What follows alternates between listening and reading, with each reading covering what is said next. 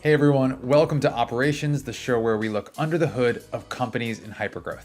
My name is Sean Lane. This may sound strange, but I'm always fascinated in the origin stories of operations consultants. Like any good origin story, I want to know where'd they come from? Where do they get their superpowers? What motivates them and is behind who they have become today? But actually, I'm really just curious about their approach. Consultants have so many more data points and companies that they're exposed to than the rest of us. So their ability to find patterns and create frameworks is accelerated at an unfairly high rate, which is exactly why I wanted to talk to Crissy Saunders, our guest on today's episode. Chrissy is the co-founder and CEO of CS2, a marketing ops and revops agency for high-growth tech companies. After working in-house in marketing operations herself at companies like Marketo, Jive Software, and Agari, Crissy co-founded CS2 in 2015 and hasn't looked back. In our conversation, Crissy and I talk about what used to frustrate her about the consultants that she worked with. We dissect something that she calls the product marketing ops framework, and why Crissy thinks you should call your ops work features instead of projects. To start though, let's get back to that origin story. What made Crissy want to venture out and start her own agency in the first place? There was two things that kind of pointed me to the consulting route. One of them being personal, and then another one just being out of just kind of necessity or a gap that I saw in the market. So my background, I had worked in marketing operations roles and demand gen roles. I started in marketing ops at Marketo, and I managed a team there. And then I moved on to do a global role at a company called Jive Software, where I led global operations teams and actually met my husband, Charlie, who kind of acted as the pseudo marketing ops person for EMEA. And I got to travel back and forth. And then after that, once we got married, I decided it was time for us to not be coworkers there. Moved on to another role where I was doing revenue operations and demand gen, leading an SDR team. It was a lot. But one of the things that I noticed across my career is whenever I felt overwhelmed or needed more resources, we would hire an agency. And it always felt a bit hard because it kind of felt like more work to me. I always felt like they wanted me to come to them with projects and just work on those projects. It would kind of be a really long, expensive process. And I still felt like at the end of the day, I was the best person to make the decision on those projects. And so it felt, and I always felt like I was putting my strategy into their cookie cutter way of doing things. And there was oftentimes not a real fit there. And so out of frustration, I just always thought, man, it just needs to be different or better. There's a different way to do this. And I think that a lot of marketing ops folks would actually be better served if there was an agency that actually helped lead with them, as far as figuring out a roadmap and also developing custom processes that really suited their business and their business goals. Because that was also a disconnect. I felt like I was always talking to someone who was project management, but they didn't do the work either. They didn't understand marketing operations. A lot of time they didn't understand my strategy. So it just felt really slow. And then at the time when I worked at that role, I had a personal situation where I wanted a bit more control over my situation. As far as going to the office. So this is before work from home. I was commuting, an hour plus each day. 2 hours each day, but to get from San Jose to San Mateo. And my dad at the time was sick, and he was diagnosed with cancer. And so I just wanted a way to be able to, if I needed to, help my family when I could, or be in the hospital when I could. And so it was a sad reason for doing it as well. But I decided, okay, I want to take this into my own hands. And Charlie and I just mapped it out. I reached out to 10 people in my network just saying, hey, I'm thinking about doing this thing. I want to start my own agency. I want to help solve the problems of the businesses. Like, would you be interested?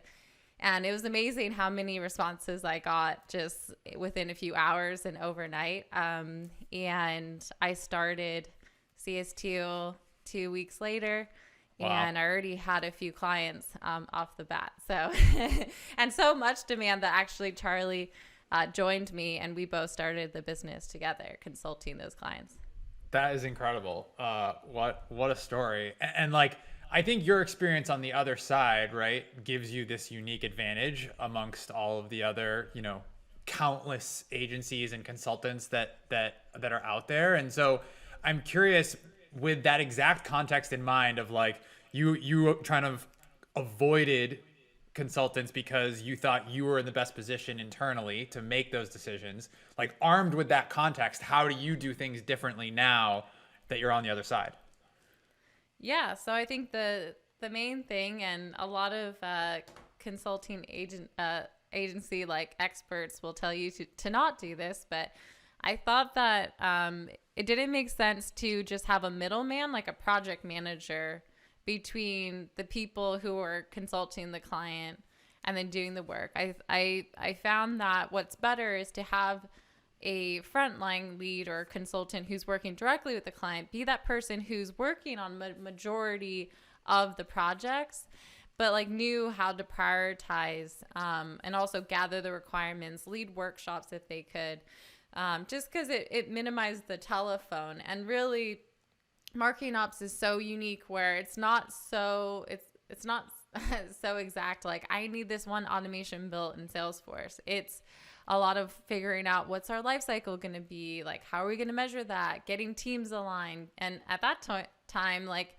a lot of my first few clients was just getting teams aligned and doing workshops, and so having that person be that front line who really knows how to prioritize and figure out what projects are needed, but also execute on a majority of it, was what we do, and what we do still today. We have our client leads, but we also have specialists that come in and help out where we can. So we have some of our solutions architects and analytics experts, as well as our campaign operations and execution team. And when our clients need to fill those gaps, they'll come in, but there's still that one person who's really leading the strategy and day-to-day and meeting with the client. Because oftentimes you'll get on a weekly call and the client just wants to like even throw some ideas off of that person, or being able to respond to them, relatively quickly without just like, moving slower. So previously, when I worked with agencies, you'd work on, say, a simple lead scoring project, and it would take like 6 months. And I just found, wow, when I started working with clients, we delivered those in like, a few weeks or a month, right. And clients were just like shocked. And that includes like testing and building out a deck and everything, because I just found like it doesn't need to be that long. And also it doesn't need to be exactly the way that person just learned to do. Like there's a lot of other resources and ways to do something, and that person will be the best suited to figure that out. So not only did Crissy have this frustration in searching for an agency that would lead, she just decided to solve for the frustration herself. There's nothing like a former customer to solve the problems of a future buyer. I can tell you, as someone who has worked with consultants in the past, once you get stuck in that project manager land that Crissy described with someone who doesn't actually understand your business or the problem you're trying to solve, you're toast. I love that Crissy and the team at CS2 have eliminated the middleman and worked directly with the marketing operations folks at the heart of what's actually being built. Now that she's on the other side, though, I want to spend this conversation with Crissy learning about something that she alluded to earlier, getting her clients aligned. Easy to say, much harder to pull off, especially in this digital first or remote world. And it's a little bit harder now. So I would compare when I first started CS2, like I had the luxury of going into a client's office and, having their marketing leader there, demand gen, a field marketing leader, an SDR manager, a salesperson, and we could get everyone into the same room and actually discuss what our life cycle is going to be, like defining what those stages are, what are the handoffs, what are expected ways to measure that, and getting everyone speaking that same language and like aligned on like what that process is going to be like. There's a lot of different projects now like that could include that. Like you could have an account model or ABM strategy, whatever it is. But one of the things that we would first do is come in and kind of assess that, but also get those teams into one meeting. And one benefit of being a third party to do that is you're kind of this like neutral sounding board or neutral person coming in and saying like, this is how I think we should do this, and also getting people aligned, where sometimes that's a bit hard because everyone has their different things that they're working on or maybe different opinions. And so having an expert who has done this multiple times, various times, seen what works at different businesses, it almost makes that alignment a bit better. And because you're just this like intermediary like person. I hate to call it like a marriage counselor, but you almost are at the beginning, because you're like hearing the pain points from different sides, figuring out how they're being measured, and then getting everyone to like align and define what that is. Now, not every project's like that, but those are some examples. But one of the things that we now do when we work with one of our clients is really get them thinking about how cross-functional their role is. And it's grown. Like I feel like before in marketing ops, it was like maybe demand gen, field marketing, maybe an SDR manager that you're working closely with. Now it's exploded. Like you're working with so many different teams that touch the customer, all even to like product, customer success. And so you have a lot of internal users that you need to treat as users. You need to figure out like what are their objectives, like what are their needs, how are they going to be using the processes that you're working on, how are you going to train them and enable them. And that doesn't always mean exactly what we think, like just throwing them a deck or training them. Like it can be a bit more nuanced to that, and I could talk about that. And then how are we going to also get some of these cross-functional people to work on like a main objective, or create what we call like a team coalition? So like maybe there's a few main things they're working on improving for the business. Say it's to increase our conversion rate, from MQL to opportunity, or our speed to lead process needs to improve. And how do we create that velocity and timeliness and a better customer experience or user experience? Those are all a few things that you actually can't just work in a silo as a marketing ops person. You need a group of people that are really working together and then tracking that outcome. And it's going to be an iterative approach over time. A marriage counselor for your business sounds about right, don't you think? And while Chrissy specializes in marketing ops, everything that she's describing about team alignment and the cross-functional nature of ops work can be applied for any go-to-market ops team. Now, the thing that I worry about anytime we have a conversation like this is how broad the ops team's charter or spectrum of work can get. It can be burdensome to look after all of these different cross-functional groups, keep them aligned, build out the right routines. So how does Chrissy think about this both for herself and for her clients? The thing I really appreciate about her and CS2 is that they aren't just looking for the quick fix or a single pinpoint project.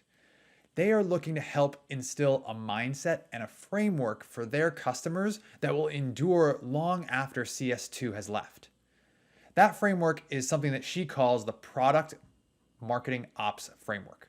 Now, in this, product is actually an acronym. So let's figure out what each letter stands for inside of Chrissy's framework. It all comes down to like prioritization, and also just figuring out the best way to leverage your resources. So I think it's being realistic too. Like, yes, that is a lot, but also you need to be realistic around like what your marketing ops team can do with the resources that they do have. So just because, and I think leaders need to realize this too, just because you have one marketing ops person doesn't mean that they can do everything under the sun that your team wants to do, unfortunately. Why not? I know. Why not? Well, and that's the problem. Like, and you'll find, I was like this when I worked in house. I still am. I want to do the world, and like I want to do everything, and I would work, crazy hours and honestly just get burnt out. And I think that's happens to a lot of marketing ops people because we don't go into this with like realistic expectations of like what can be done and where we can spend our time. So I mean, we have this method called the product MOPS method. The P in that the way we think about it is like treating your MOPS team like a product team where you're really like, you're delivering products to your internal users or your external users, like I talked about.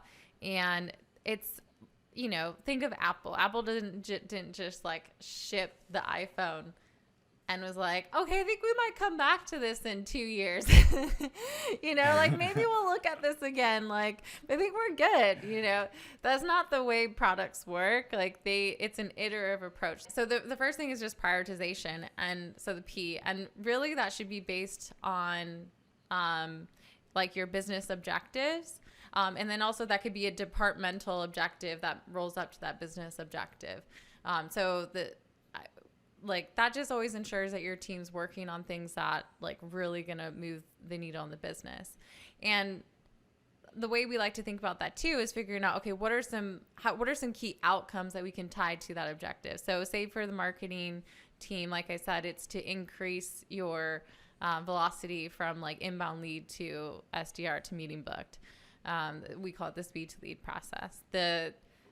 That could be an ongoing thing that you focus on like for that year. And your outcome is to increase that velocity by like, say like X days, or even increase the conversion rate from that request to meeting booked. Drift is a huge part of that actually, or it can be, but the outcome is there. Like you're mapping that, you're tracking that. But also it's something that aligns to a business objective. For them, it's, optimizing or increasing like our pipeline or revenue.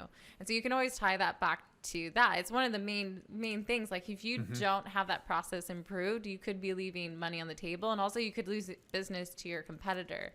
So, it's just a super important project that you could prioritize. So, prioritization is key, and there's some things that may not make it to your priority list, and so we call that our roadmap. So figuring out like what the roadmap is, or like what key priority project are you working on that time, and then having an outcome that you can look at to report on the effectiveness of that. And I think that's something where people have a roadmap, but it's always just like a list of projects that they're just going to work on for that quarter, where I like to always have like some type of outcome that you can measure against so that you can see how well it did. And sometimes that means waiting, like maybe you deliver and ship in that quarter, but it's coming back maybe a few months later, and then measuring like what was the outcome of that. Okay, so in the product MOPS framework, P stands for product, R is roadmap, and O is outcome. If you're following along with me, you can see how this framework might start to take shape within your own team. These first three letters are literally about picking the right stuff to work on, mapping out what comes next, and figuring out how to measure your work's impact. Again, sounds simple, but it's not. For example, Chrissy's point about picking the time you're going to go back and measure outcomes, that's a step teams skip all the time. And if it's a long-term impact, you have to have someone on your team who will go back and keep an eye on that outcome throughout the year, throughout whatever long period of time you've decided. Okay, we've got P, R, O. What's next? D is documentation. Okay. So it's something that we see oftentimes customers don't do, but the benefit of working with us, our team will do it. But documentation is key, and there's different types of documentation. There's like operational documentation, so like how is this thing set up? But there's also like having documentation that is, internal user facing. Like what's going to be documentation that our SDR team can look at, or the whole team can look at to see like, oh, what's our customer experience? So really thinking about ways that you can document your process, keep those up to date, and then also figure out which format is good for which user or end user for it, and be creative, like build it into people's workflow and their process. Because I think a lot of the times marketing ops team is always getting all these questions, and it really could be deflected if they just had better documentation. And so if your team uses even like Guru or something and is connected to Slack, we actually use it now, but you can actually connect, if you have all of your documentation living there, you can connect it to Slack and it actually can search Guru for things. So it can even be like case deflection.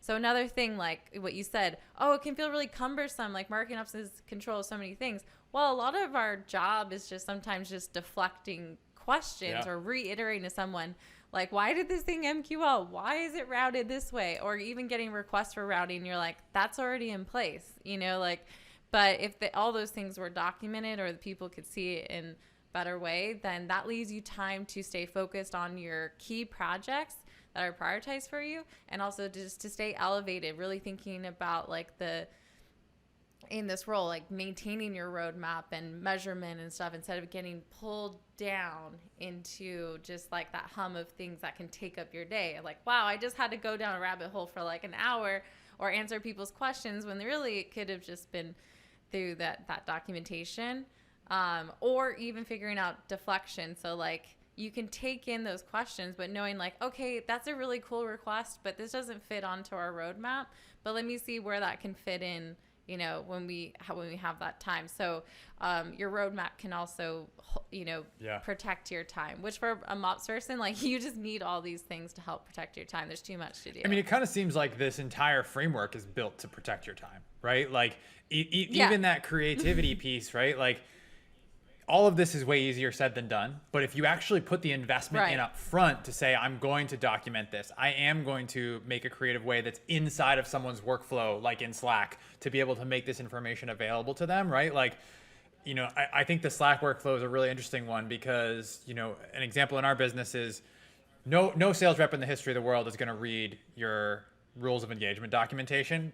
It's just not going to happen, right? But like, to your point, if you have that criteria or some of that those definitions built into some of their other workflows. So for example, we have, after someone's initial discovery meeting, we have a Slack that goes directly to that rep, and it lists out for them what the opportunity creation criteria are in the Slack.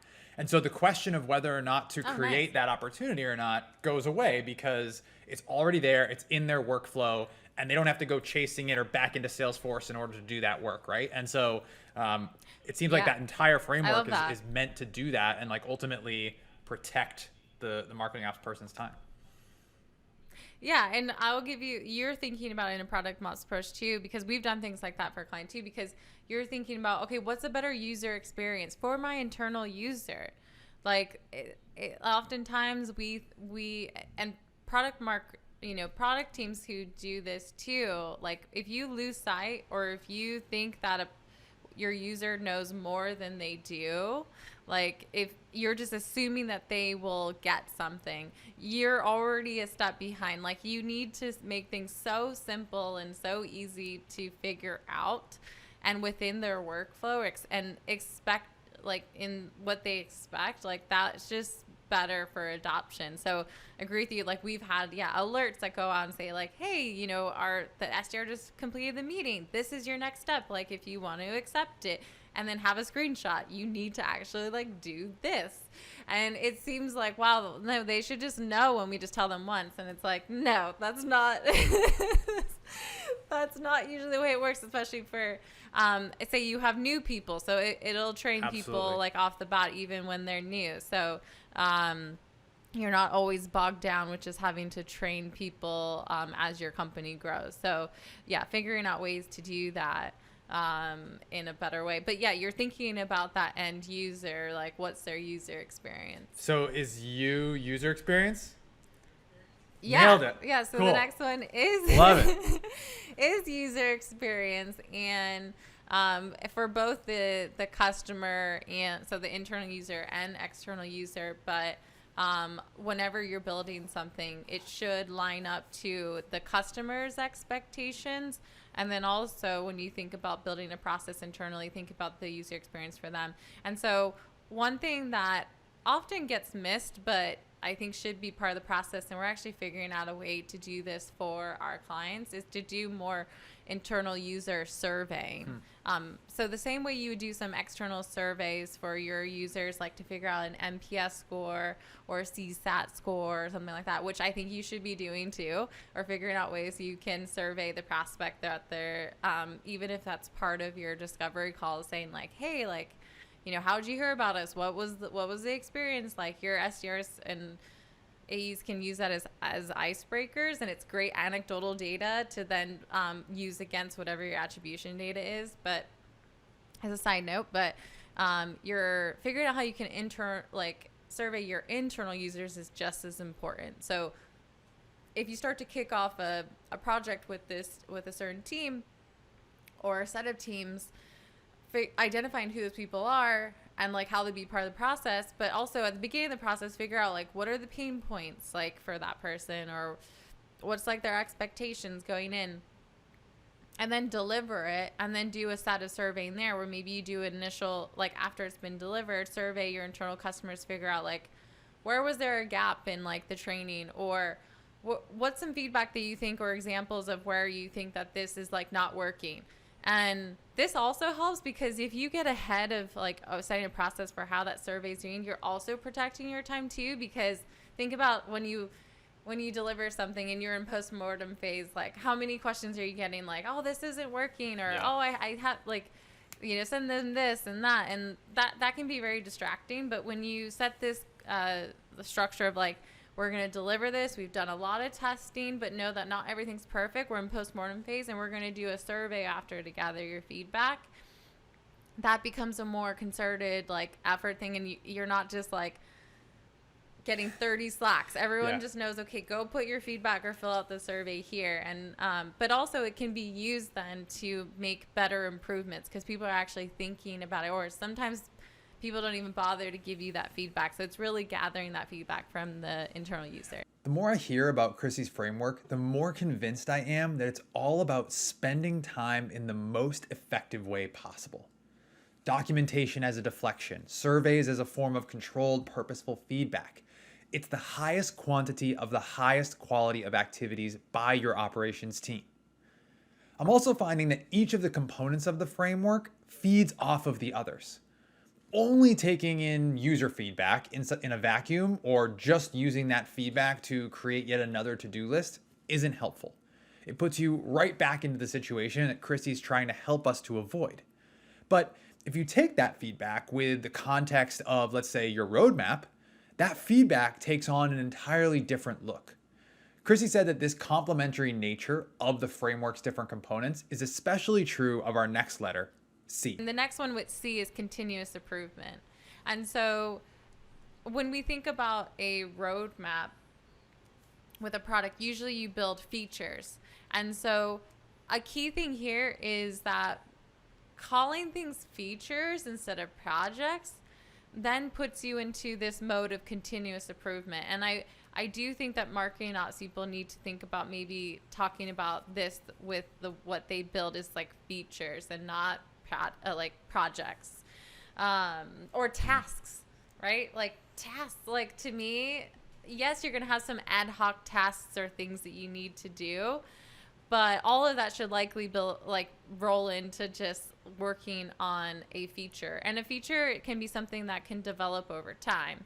And a lot of the time, so you have these like main outcomes that you're trying to work towards, say for the year or even longer than that. You have these teams or team coalitions that are working on that, and they're tracking the improvement on those outcomes. And then the things that they're working on or against are features. So I'll give another example of the speed to lead. A feature can be, hey, we're gonna start using a like drift calendar link, or at the end, like we're gonna use our drift bot and we're gonna have a calendar link. I'm using that too. I mean, we're on Drift's podcast, so I mean, appreciate it. Appreciate it. That's good. Good speed to lead on that thing I heard. And so, okay, so that's making our roadmap. We're gonna launch that. That's a feature. And so say they develop that, and then we find out, okay, actually, that's great that people are able to book directly on a calendar, but we're finding that some people like shouldn't go directly onto the calendar. Like we need more questions to ask. And usually you'll get that feedback from an SDR and AE, like, hey, we had to actually we don't want to cancel on people either. So let's ask these few questions before we send people to book the meeting so we can really make sure that they'll be applicable for our product. And so then that is like now an improvement or adding on like that feature, and that'll make it through. So it's always realizing like you need like, it's not just one project that you deliver, never come back to. There's always going to be things that you can improve. And because you have these main objectives, say like speed to lead or your customer experience or you're working on, those features are going to just always build up on each other, and you're going to have the space for that. And there might be some things that just don't make it because they just don't fit that. And I think for growth companies, like this is important because your marketing ops resources are so limited. Like, yes, maybe you do want to develop this crazy custom attribution model, but like it doesn't meet what you need right now. Is like, do you have the resources to do it? What's the outcome that you're going to be tracking? And I'm not hating against that as a project. That's a super important project. But it's just... No, but to your point, like someone also then needs to maintain it, right? And that needs to survive the next iteration of the company's growth as well, right? And so that's where I think the continuous improvement comes in. And I'm glad you keep coming back to speed to lead as the example, because that's the perfect example of something where, okay, everybody, our speed to lead sucks. Yeah. Let's focus on this quarter. And then we get really, really good at it for 90 days. And then we're like, great, everybody declare victory on speed to lead. Let's move on to the next thing. And then a month, 2 months, 3 months go by and you're like, oh, speed to lead sucks again. Like, let's do that all over again. You know what I mean? Like, it's one of those things where you can't just, there are certain parts of your business that need to just constantly work, right? And without that level of oversight and continuous improvement, you're going to go through these cycles of, oh, we got way better at this and then we got worse at it again. I would say this is a fundamental change for a lot of businesses. So it's going to take time. Like, this is something we're still trying to even roll out to our clients to start thinking this way and having us like guide them through it. But when you are tracking towards outcomes too, but also your focus is minimized a bit on just the things that really matter, you really start to see like where you're providing value. And I think that's one of the problems with operations in some cases is like we get a bit discouraged, like, where am I providing value? I know everyone tells me I'm a super important part of this company. I'm a super important part of the role, at least some people. Yep. But I can't be like demand gen and say like I generated X amount of like pipeline or whatever. But you are like pretty much like part of that too. Like anything that's in marketing, like marketing ops is touching. But that's why I think these outcomes are really good to track toward, because you can actually see improvements of where you're spending your time. And then you can report that back to the business. And a lot of the time it's going to be super important. Like if you are able to increase your conversion rate by even like say 2%, that's like your outcome. What that means to some company's bottom line is like super impactful. And that's your outcome, right? And then when you're able to prove that and say like, hey, with this resources, I was able to do this. If you want to do this, this, and this, then I need more resources. But now you can actually make the case for funding that because you are able to show your impact. Chrissy told me that her entire framework is about raising the profile and the awareness of the work that marketing ops does. And I don't think that just applies to the other folks internally at your companies. It applies to us, the operators. This framework gives us a way to articulate the value of our work in a clear, well-structured way. Now, if C stands for continuous improvement, let's tie a bow on this thing. T stands for team coalitions. This one is an interesting one because everyone knows, okay, marketing ops needs to work cross-functionally and sometimes you'll work as a team. And so what happens a lot of the times is you'll tap a bunch of people and say like, hey, we're going to work on this project. And they may have not even seen that coming down the line, or They're not really focused, and they'll do like kind of the bare minimum, show up like you said, and then like never, and then maybe look at it for like 30 days and then never again, right? And so there's teams, and there's also teams getting together like in interlocks and giving each other updates on what they're working on, which is great. That's good for alignment, so everyone knows what they're working on. But then everyone disperses, and then no one like did anything together. So team coalitions to us is a bit different, where like say Charlie came up with this analogy, and it's great because like there's like coalitions for like clean energy, and it'll take leaders from all these different companies and or organizations, and they'll put them together, and they have a long-term goal of clean energy. That doesn't mean like, oh yeah, we're going to get together for 3 months and try and solve like, clean energy or make this initiative. Like that doesn't happen. And that's oftentimes the case with all these things, like your speed to lead process, like increasing your conversion rates. If you need to work on like pipeline velocity, it's not usually something you can solve overnight, and definitely maybe not even within a quarter. And so, but there's key people that need to work together to make that effective. And so team coalitions would be including all those people, figuring out, okay, what's the outcome that we're trying to solve, or a few outcomes, which should be part of that roadmap. And then like, what are those features that we need to work on? And they're constantly meeting with each other to do what they need to push that forward.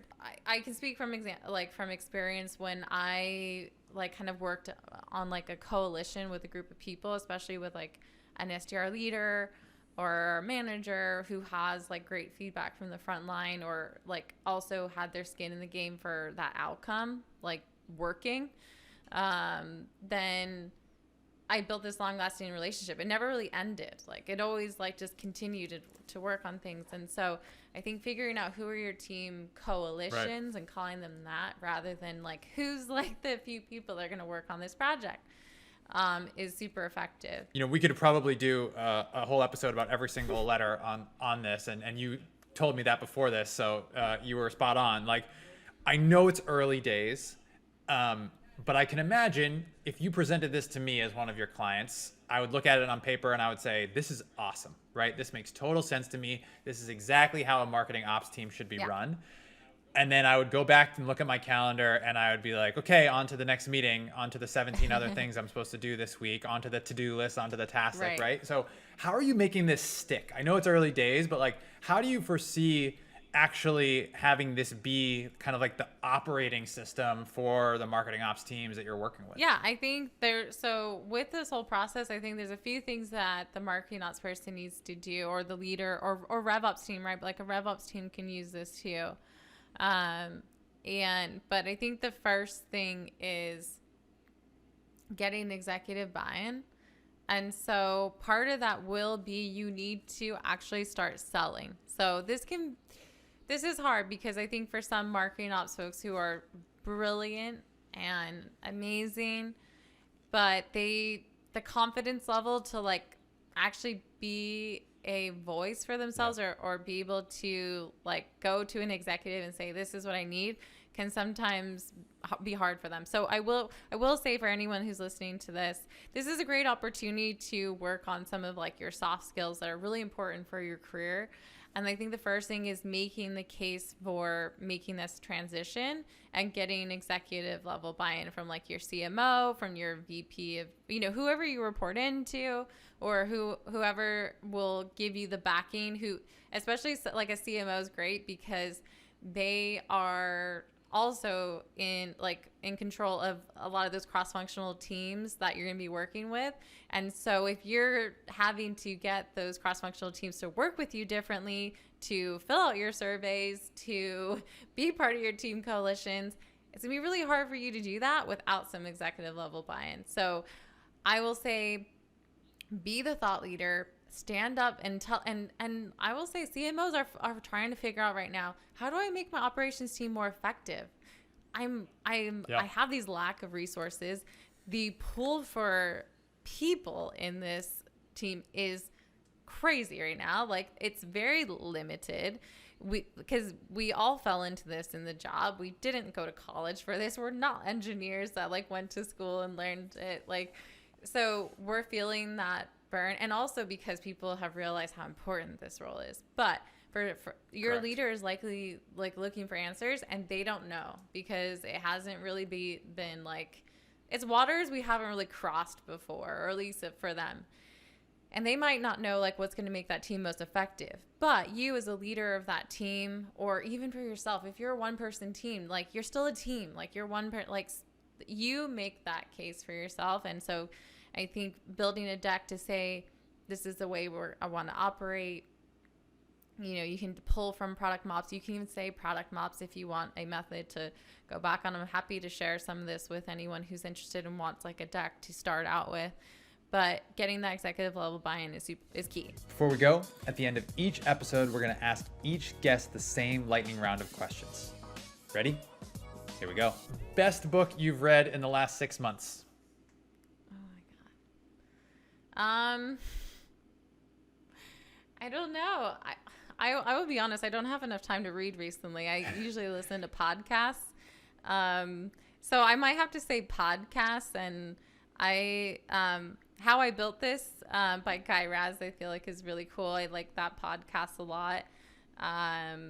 Just because you can hear from entrepreneurs and their ups and downs, and it reminds you that success is not linear. And I think marketing ops people, like that's a good thing to learn. Like always just like be in that growth mindset and just know that some setbacks just means you might have a learning lesson from that. Podcast, perfectly acceptable answer. All right. Favorite part about working in ops? Oh, problem solving. I love finding a problem or figuring out a problem and then creating a solution and then impacting the business and being able to see that change. So it's the number one thing. Flip side, least favorite part about working in ops? People that just don't understand the importance and think that we just push buttons all day and just work in Marketo and that our job is automated. It's not. Yes, we use marketing automation, but it's far from automated right now. And for people who think it's close to that and our jobs are going to be pointless one day, I will tell you that I don't see that happening for a while. If anything, the opposite, right? Yeah. Yeah, I just click refresh and hope for the best on the dashboards, and that's basically the way my day goes. Someone who impacted you getting to the job you have today? Like two people. So when I was at Marketo, Maria Pergolino, I remember first interviewed me and hired me, and then my boss at the time, Chris Russell.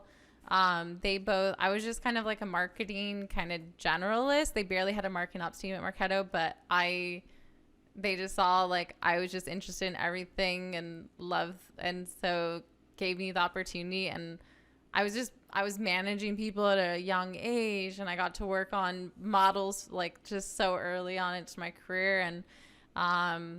And both of them later impacted me, especially Maria. Like she was one of my first clients at CS2's, so I will say that was pretty invaluable. But honestly, I have to say I have had so many people I've interacted with in my whole career and in this space that have been super supportive and I can learn from. And so yeah, it's hard to just name a few. There's just so many.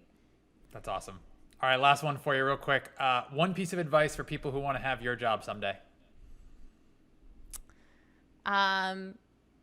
Be interested in not just marketing ops, but like the whole business, the whole revenue engine. I've always been interested in just business in general, or when I was in like more general roles, even if it had something to do with PR, I wrote it down. Like when I was like early in my career, like I was just so interested in every part of marketing. And as a marketing ops person, it made me so much better. And I was able to learn so much quicker because I was like, oh, I know this piece fits into this and this needs to happen because this team needs it to happen. And so like really understanding the whole revenue engine, the whole like marketing team, how they work, what are their own like departmental goals, how do they measure things, will make you so much better of like a marketing ops leader, because you understand that and you know to speak their language and you know like what drives them, and you don't know how this whole picture is put together and what's important and probably what's not. Huge thank you to Crissy for joining us on this week's episode of Operations. If you, like me, want to hear more from Crissy, you can check out her podcast, Forward Thinking. That's FWD Thinking, on Apple Podcasts, Spotify, wherever you get your podcasts. Also, Crissy is the co-founder and board member at Women in Revenue, a nonprofit that's focused on empowering women in B2B sales and marketing. If you want to learn more about the work that they do, go to womeninrevenue.org. All right. If you liked what you heard today, make sure you are subscribed so you get a new episode in your feed every other Friday from great operations leaders like Crissy. And if you learned something today, leave us a review. Leave us a 6-star review on Apple Podcasts, 6-star reviews only. All right, that's going to do it for me. Thanks so much for listening. We'll see you next time.